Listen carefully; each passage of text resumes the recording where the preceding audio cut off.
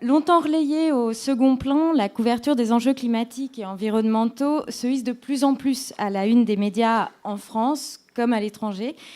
Éditions et journées spéciales, enquêtes, émissions en prime time, chroniques aux heures de grandes écoutes, partenariats entre médias, parfois au niveau national, parfois au niveau international, comme Christian l'a montré, comme on l'a vu avec Covering Climate Now, avec 300 médias à travers le monde au mois de septembre.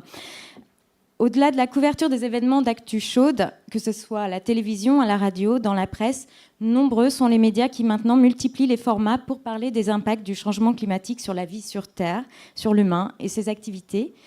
Le climat est-il devenu la nouvelle star des médias? Doit-on y voir un simple effet de mode ou un changement plus profond de l'approche médiatique, journalistique de ces sujets? Comment les médias s'emparent-ils de ce sujet complexe, parfois anxiogène, mais qui finalement touche à toutes les sphères de notre société et remet en question à la fois notre style de vie et notre modèle économique. Donc merci à tous les trois de venir en parler avec nous. Je commencerai avec Pilita en anglais, justement. Pilita, you've been a long time observer of how climate issues are covered by the media as VFT environment correspondent at first and now associate editor and columnist at VFT.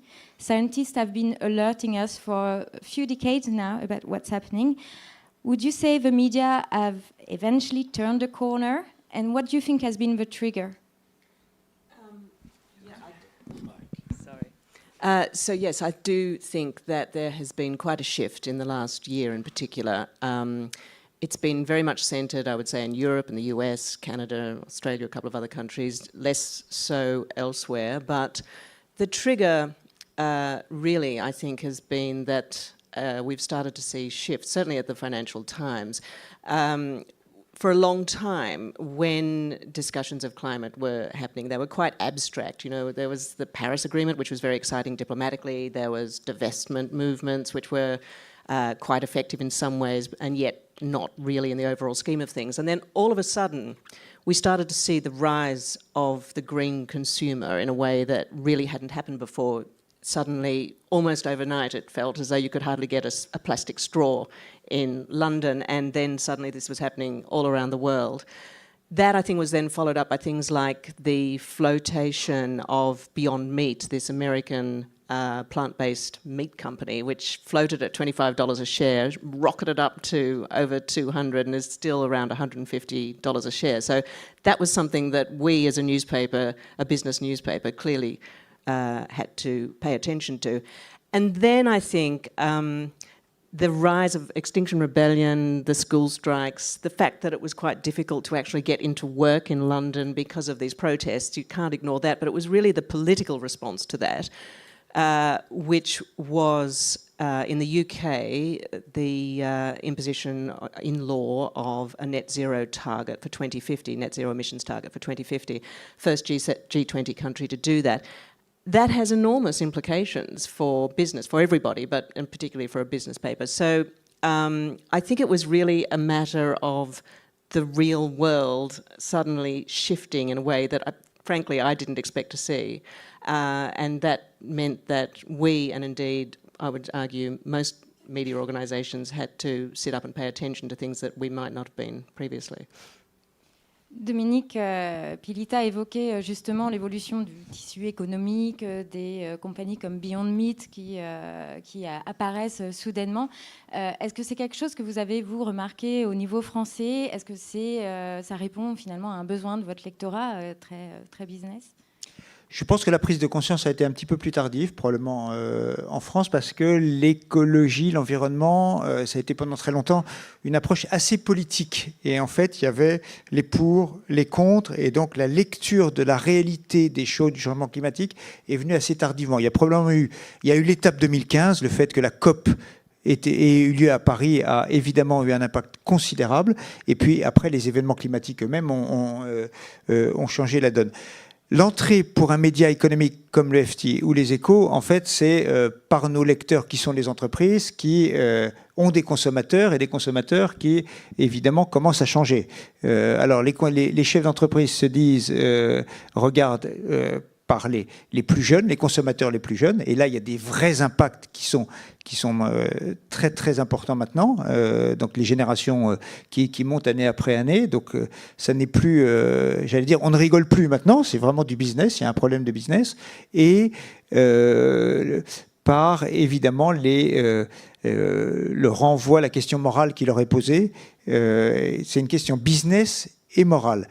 Mais la particularité, je pense, d'un média économique, c'est que pendant longtemps, les questions climatiques, les milieux économiques l'économie a été considérée comme une part du problème. Elle est une part du problème. La question, c'est de savoir si elle est, mais enfin, y revenir, j'imagine, si c'est une part de la solution. Et évidemment, aux Échos, on pense qu'il y a des réponses économiques qui sont disponibles, mais qui ne sont pas simplement le progrès technique, la technologie, ça c'est la réponse traditionnelle, mais qu'il y a aussi des réponses sur un changement ou une évolution du modèle économique, tout le débat étant de savoir jusqu'où le modèle économique doit changer, et on revient sur un débat très politique. Donc, au final, en fait, on a des médias qui sont... C'est un sujet d'abord politique en France, qui est entré par la politique, mais qui est en train maintenant de devenir business. Et donc, nous, on rentre dedans à fond, parce que ce sont nos lecteurs, parce que c'est les jeunes générations qui sont très concernées, mais qu'il y a des impacts, business considérables. Vous, Takis, vous êtes sur un public beaucoup plus large à France Télévisions. Quel a été le déclic pour vous? Il y a eu une consultation citoyenne que vous avez menée. Est-ce que ça a beaucoup joué sur la façon d'aborder ce sujet et peut-être de le mettre beaucoup plus en haut de vos programmations? Oui, alors auparavant, je ne sais pas, ça marche ça? Un autre. En attendant, je pense celui-là. Auparavant, les problèmes d'environnement étaient évidemment traités à l'intérieur de nos programmes, que ce soit dans un magazine que tout le monde connaît qui s'appelle Thalassa, que ce soit à travers des coproductions qu'on faisait avec Yann Arthus-Bertrand, un certain nombre de documentaires. Mais c'est vrai qu'on s'est posé la question de l'utilité du service public et on a lancé une grande consultation citoyenne, il y a maintenant un an environ, avec nos camarades de Radio France. Et on a eu un score assez phénoménal de réponses, puisqu'on a eu quasiment 130 000 personnes qui ont répondu. Et dans ces 130 000 personnes, le sujet qui venait en tête, notamment dans les jeunes publics, pour une personne sur deux, c'était le thème de l'environnement. Donc évidemment, on s'est posé la question, on s'en doutait, on continuait le mouvement qu'on avait fait, des traitements qu'on faisait, que ce soit à l'intérieur de l'information, dans les magazines d'information ou dans d'autres programmes. Mais là, on s'est dit qu'il fallait vraiment réagir.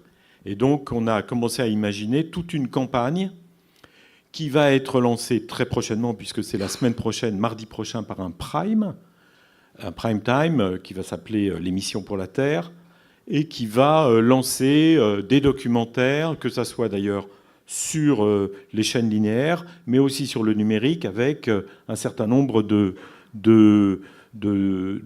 postes ou de mini-émissions pour chacun des publics qu'on a décidé de cibler. Pilita, concretely, you're covering it a lot more than before, but what have you put in place and how do you actually cover it? Is it any different from what you used to do 2 years ago, or is it just more than what you used to do 2 years ago? Well, we are doing more than we used to do 2 years ago, for sure. But we have not done what some news organisations have done, probably most noticeably, The Guardian, The New York Times have set up specific climate desks with dedicated climate reporters, climate editors. What has tended to happen at the FT, by and large, is that not all, but a lot of reporters have become climate reporters by default. So, for example, one of our commodities reporters has become an agri-tech reporter who's reporting a lot on plant-based companies. Our energy reporters who are covering Total, BP, Exxon are suddenly having to cover the energy transition in a way that they didn't used to. So that we still have one environment correspondent on the paper, which is pretty much what we've had for about 30 years. There's some discussion about whether we should change that and perhaps go to having more of a desk model. But two things that we have done just very recently have been quite interesting, I think. In June, we launched a new newsletter and microsite within the paper called FT Moral Money, which is really monitoring and charting the rise of social impact investing and environmental, social and governance investing, because we saw that this was something that was really rising up the agenda quite quickly. More and more financial institutions were saying that they were paying attention to this. Certainly more investor groups seemed to be saying that they wanted this. I have to say there's a fair amount of scepticism about what this really amounts to, but nonetheless, this newsletter that we launched was one of the most successful new newsletter launches that we've had in quite some time. So it was clearly meeting an appetite. And the second thing we did was very experimental for us. We made a short film, 10-minute film. We collaborated with a theatre in London, and it was about climate change, but it was not about climate change. It was not done in a way that the FT would traditionally approach this topic at all. And I think we have a clip, if it's possible to play it. It might just go for a minute or so. Behind. Yeah. What do you want me to say? Or, more importantly, how do you want me to say it? I could stand here and narrate my world to you like it's the opening credits of a disaster movie. This is the setup. 2050. Far enough in the future for all this to seem plausible. Climate catastrophe reported as normality, the daily index of maximum time allowed outside in Doha or Austin or Manchester. In all these places, it is over 50 degrees centigrade. If you go outside for more than your allotted hour, then you will die. Some specific new tragedy. We needed to make this as everyday as bath time, as graspable as pre-packed sandwiches or your loved one's hand. And we didn't. Every time we tried to make the defining statement, we thought, maybe this is the one. Maybe this is the one that gets through. The future's come to meet us. Most of the people watching this will be there when it happens.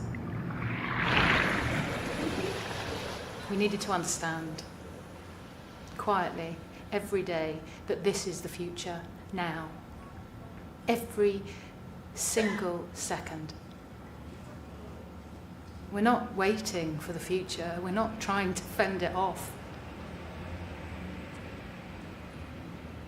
We're living in it.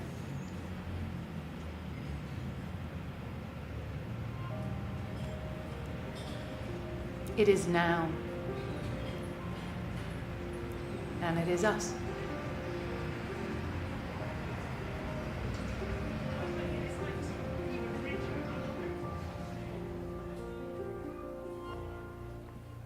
Gripping and rather unexpected from the FT.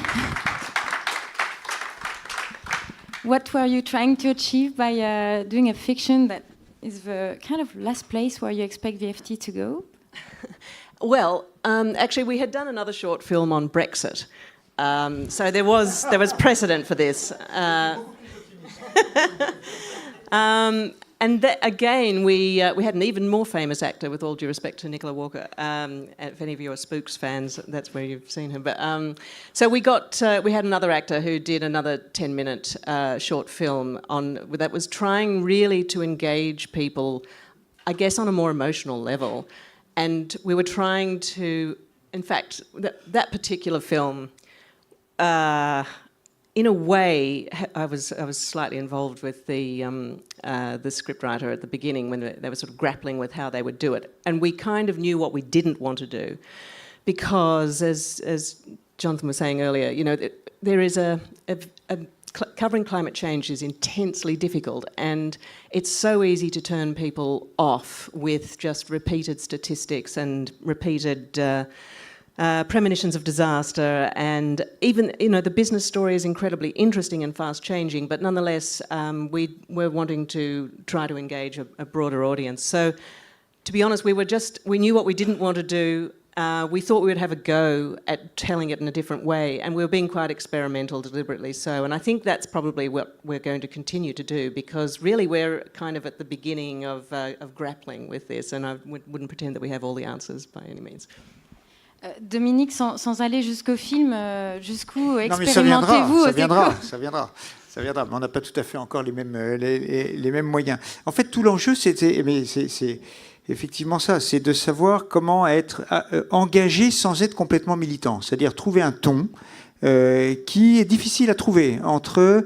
évidemment, le déni, qui a peut-être été le cas pendant un certain temps, et l'engagement militant qui, finalement, j'allais dire, non seulement énerverait, ça c'est pas le plus important, mais qui serait contre-productif. Il faut trouver un ton qui ne soit pas démoralisateur, qui montre qu'il y a quand même des solutions. Alors, notre choix, nous, ça a été, jusqu'à maintenant en tout cas, c'est plutôt que il y a un certain nombre de journalistes qui suivent les questions climatiques aux Échos, et on vient de renforcer l'équipe.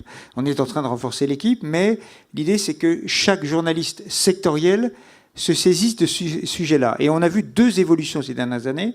C'est que les journalistes qui suivent, par exemple, l'automobile ou l'énergie ou la finance, se sont emparés de ces sujets-là, et en interviewant, en citant beaucoup plus les ONG que c'était le cas il y a simplement 3-4 ans. Voilà, les interlocuteurs se sont beaucoup élargis, et tant mieux, et il faut continuer. Ça n'est pas du tout un problème, au contraire, dans les Échos, de citer des grosses ONG qui soient évidemment crédibles, qui travaillent, qui ont des bonnes infos, des bonnes statistiques. Donc ça, c'est la première chose. Et on insiste beaucoup sur chaque thématique, notamment pour les journalistes spécialisés, à ce qu'ils suivent vraiment les discussions, par exemple internationales, prenons l'exemple par exemple de l'automobile. On suit de très très près les discussions européennes sur les émissions de CO2, parce que évidemment, il y a les grands discours sur le climat, il y a les schémas catastrophiques, mais évidemment, la négociation qui est en cours pour savoir si en Europe on va interdire les véhicules thermiques en 2040, en 2035 ou en 2030, comme le voudrait le Danemark, ça a des conséquences à la fois sur l'emploi, sur l'industrie. Il y a des équilibres à trouver, et on accorde de plus en plus d'importance à ces sujets-là qui peuvent facilement monter à la une. Ça n'était certainement pas le cas il y a encore 2-3 ans.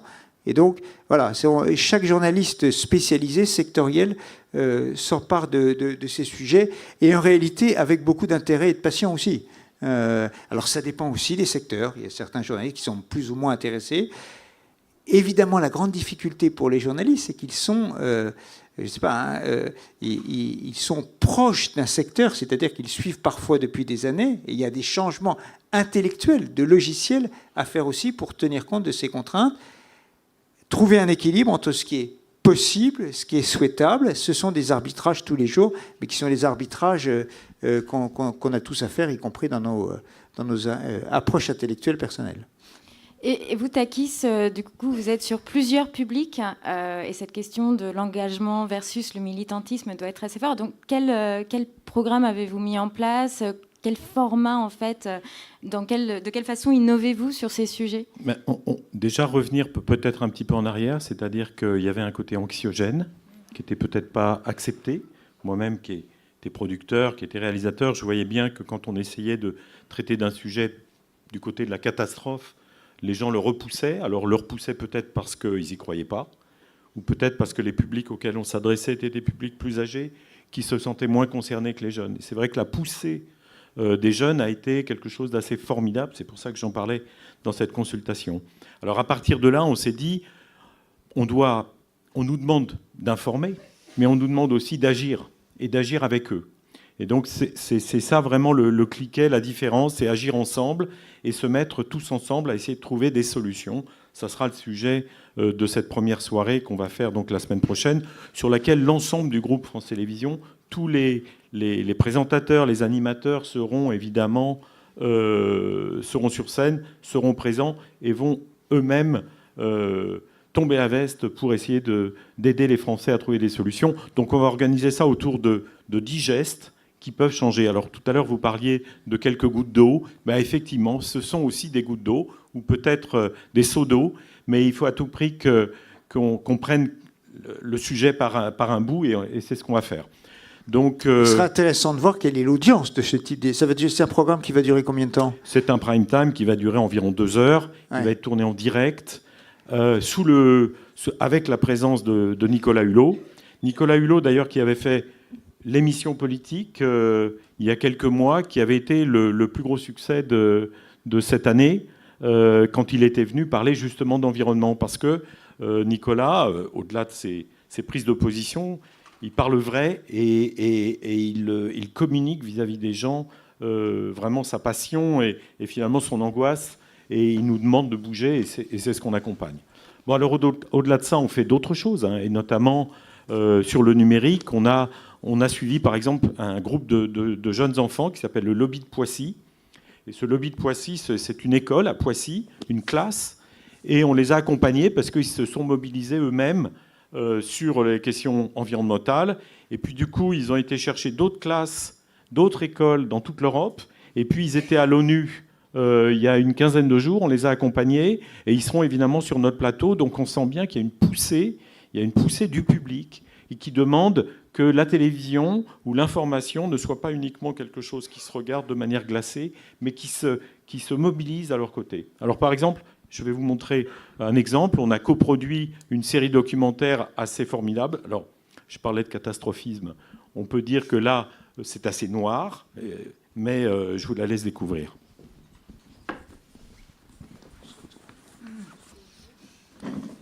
Alors, est-ce qu'on a la vidéo ? Normalement, il y a une vidéo. Pas sûr. Ce qui était intéressant aussi, c'est que ça faisait partie d'un consortium de journalistes où vous avez repris les enquêtes. Exactement. Bon, ce sont des enquêtes, c'est dommage, c'est une très bonne bande-annonce. Pas aussi bien que celle de tout à l'heure du FT. Mais donc, qu'est-ce qu'on a fait ? On a pris un certain nombre d'histoires sur lesquelles les gens qui se battaient pour résoudre des problèmes ont été ou assassinés ou ont été mis en prison. Et c'est un collectif de journalistes qui vient d'Europe, de plusieurs journaux qui se sont regroupés et qui ont repris chacune de ces enquêtes pour aller au bout. Peut-être ça marche ? Non, ça ne marche pas. Bon. Merci, Takis. Je peux juste peut-être rajouter quelque chose, c'est que, par exemple, on a... moi-même, j'ai été contacté par un jeune garçon qui s'appelle Hugo Clément, que certains d'entre vous connaissent ici, et qui a une très grosse communauté Internet.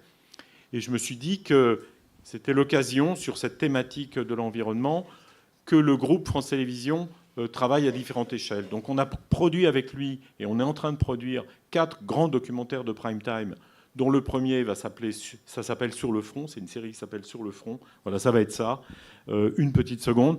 Et parallèlement à ça, avec Hugo, qui vient, je crois, juste après nous, ici sur cette scène, on a fait des shorts qu'on met exclusivement sur le net. Donc le net, on s'adresse à un certain public, le documentaire, on est dans l'autre, et j'ai envie de dire que Hugo va sur le terrain, va dénoncer les choses, et d'ailleurs, cet été, il s'est retrouvé en prison en Australie parce qu'il était en train de filmer quelque chose qu'il n'aurait pas dû filmer.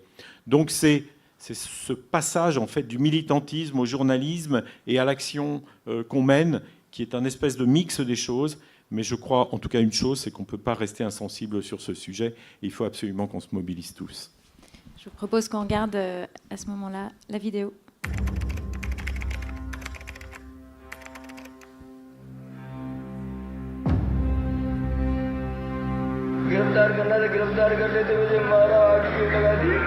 Jogendra सिंह को जिंदा जलाकर मार दिया जाता है.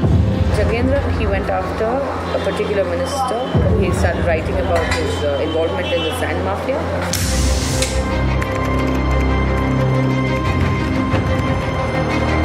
Tengo que vivir clandestinamente. Para la compañía, para las autoridades, yo era una amenaza.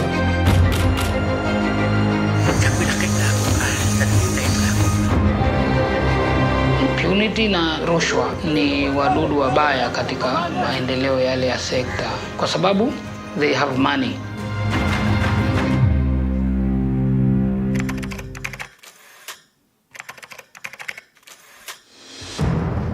You came here for a very important reason. It's about finishing the work of assassinated or under threat reporters.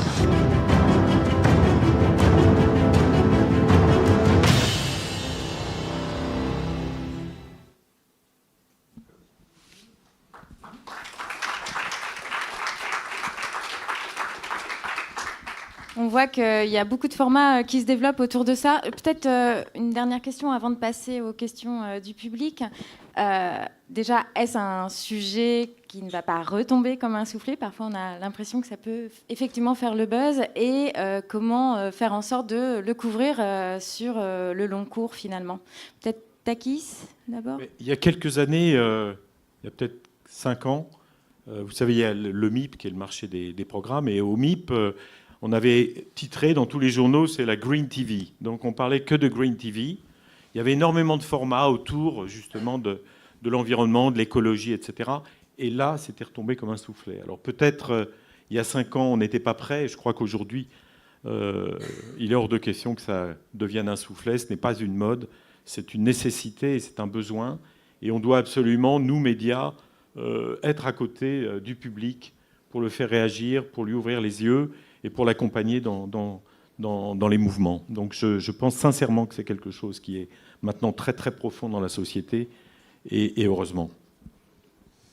Peut-être Dominique pour finir en français. Oui, moi je pense que c'est un sujet qui va nous occuper, nous médias économiques, très longtemps parce qu'il est absolument passionnant. C'est-à-dire il y a non seulement l'urgence climatique, mais c'est un sujet intellectuellement et pratiquement passionnant qui renvoie en économie à énormément de questions. Évidemment, il faut une décroissance du carbone, aucun doute là-dessus. Mais jusqu'où cela doit-il aller? Est-ce que le transport de marchandises par conteneur, est-ce que le transport par avion, est-ce que tout cela doit-il évoluer? Jusqu'où? Comment? On n'est qu'au début et en vérité, on n'a pas les réponses.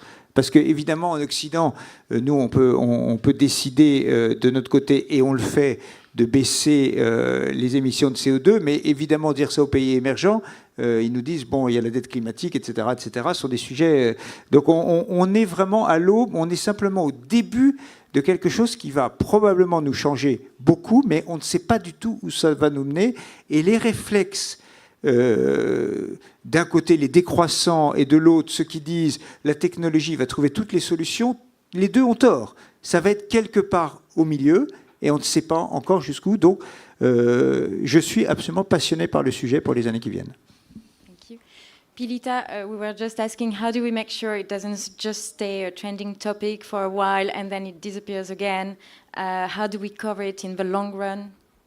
Yeah, I don't think there's any danger of it fading anytime soon. I think that what we've seen over the last year with Extinction Rebellion, the student strikes in particular, is a kind of a matching up of a democratic deficit, really, where polls have been showing that the public wanted more action than they were getting, despite the passage of the Paris Agreement and despite repeated promises from governments. Really nothing was happening. And I think that in part that explains why we've seen this upsurge in interest and activity. And I don't see that disappearing anytime soon. How it manifests itself, I think, is going to be really interesting, because if history is a guide, actually governments won't do anything very much. And I think there's a real danger that movements like Extinction Rebellion become much more radical than they've been. There'll be much more frustration. People are desperate to know what they can do, and there will be, I think, a continuation and a rise in this green consumerism.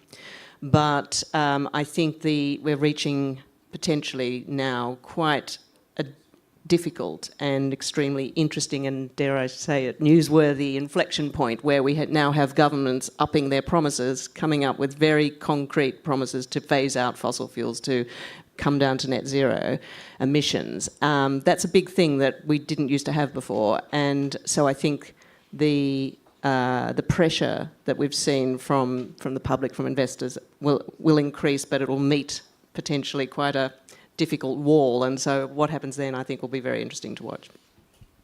Thank you all. Merci à tous. Est-ce qu'il y a des questions dans la salle? Je ne vois pas très bien. Juste ici. Allô, oui. Bonsoir. Bonsoir. J'avais une question pour Madame Clark. So the Financial Times is a quality newspaper, but is climate emergency also a hot topic in newsrooms of middle market or red top newspapers? Much more than it used to be, and the nature of it has changed a lot as well.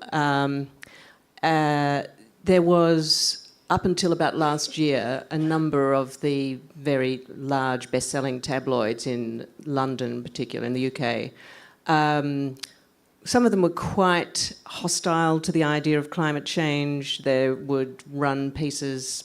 I mean, I wouldn't say all of them. I mean, I'm not suggesting that this was a uniform thing, but there would be pieces run from time to time that were not simply questioning the cost of climate action, but the existence of climate change. And it seems as though that is one of the things that's really changed, that the voice of climate denial has all but disappeared. And I would say that climate deniers have been replaced by climate action deniers. So if you want to have a voice now in the media, if you're really concerned about this agenda, then it's no good trying to question the science anymore. And that's, I think, been the big change that I've probably seen. Although, and I think that, you know, like us, that they've just found it absolutely impossible to ignore what's been happening around them, and particularly things like plastic straw bans. You know, that's something that any newspaper, no matter what its audience and size, is going to be interested in, because it's just something that the public has suddenly decided it's interested in. So,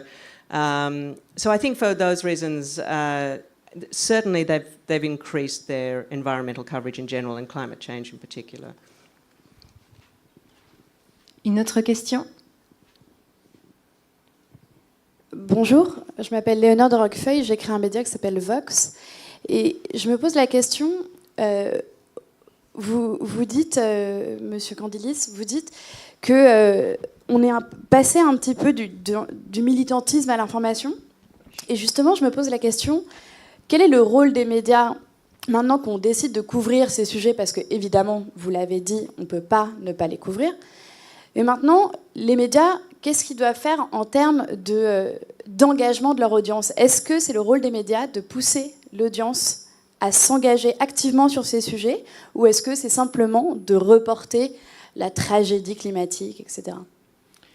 Il y a peut-être un mot que je vais prononcer qui est celui de mission.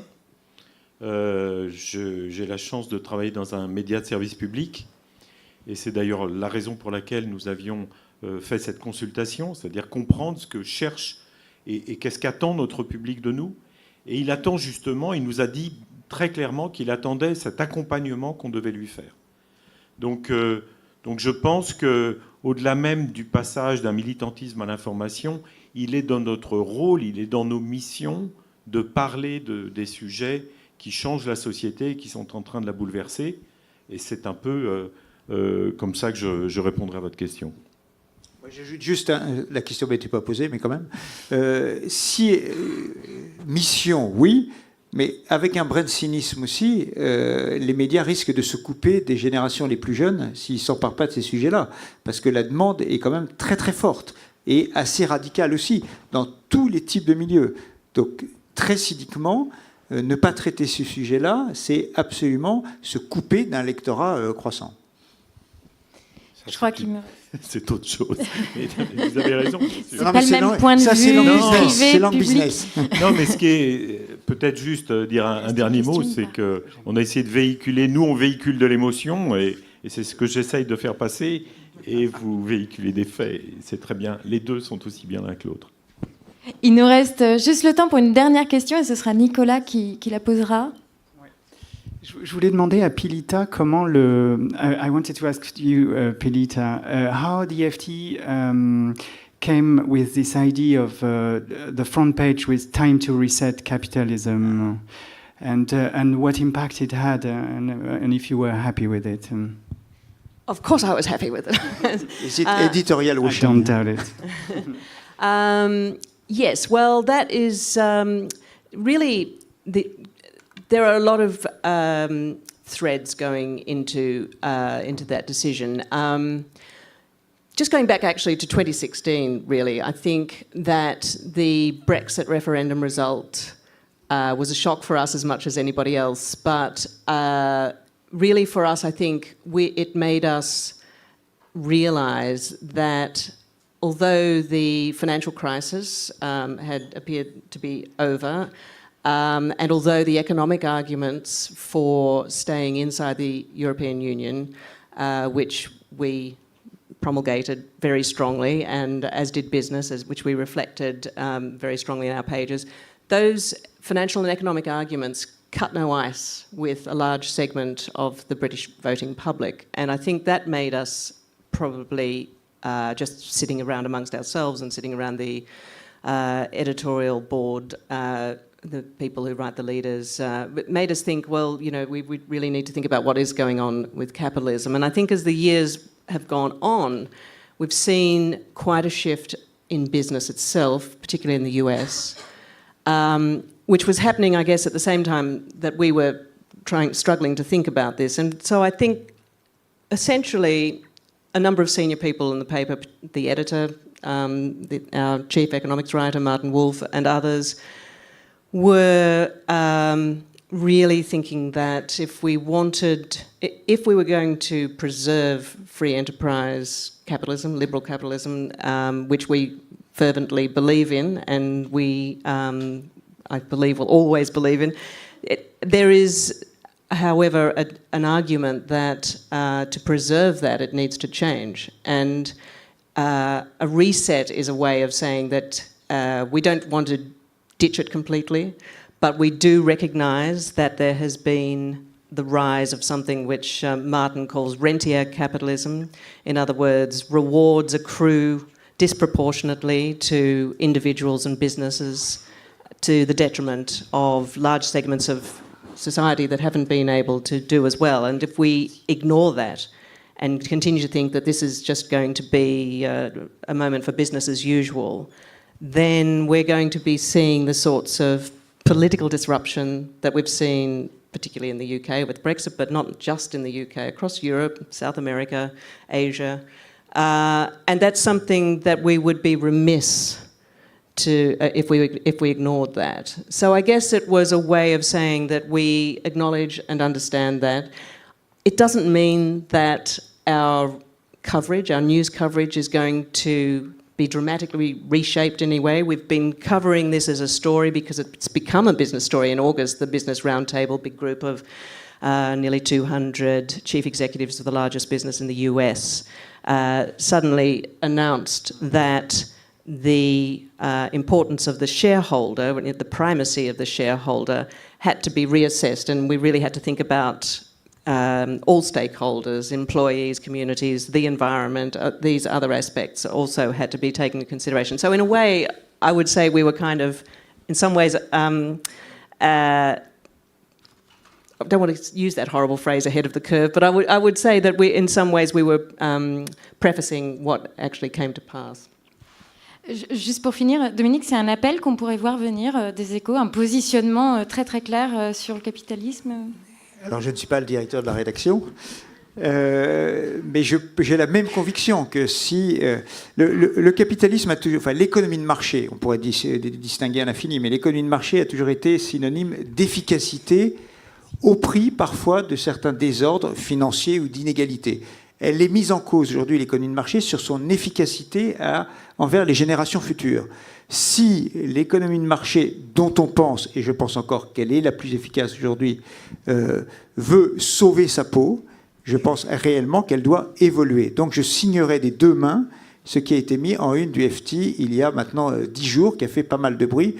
La grande question, c'est de savoir si c'est, dans les milieux économiques, un appel sans lendemain ou je dirais presque de l'éditorial washing, je ne sais pas très bien, mais dont nous pourrions être responsables les uns et les autres, ou c'est une réflexion réellement forte qui s'engage. Very good. Thank you very much. Merci beaucoup.